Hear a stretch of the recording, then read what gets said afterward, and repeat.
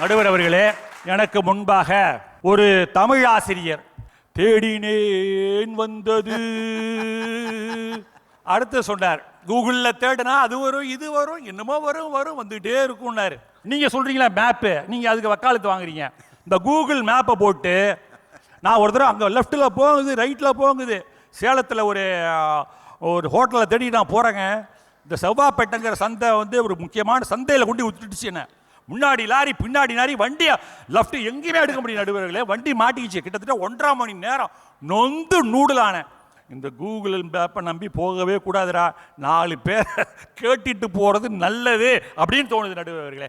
தினம் இந்த செல்ஃபோனில் புதுசாக ஒரு ஆப் கண்டுபிடிக்கிறான்.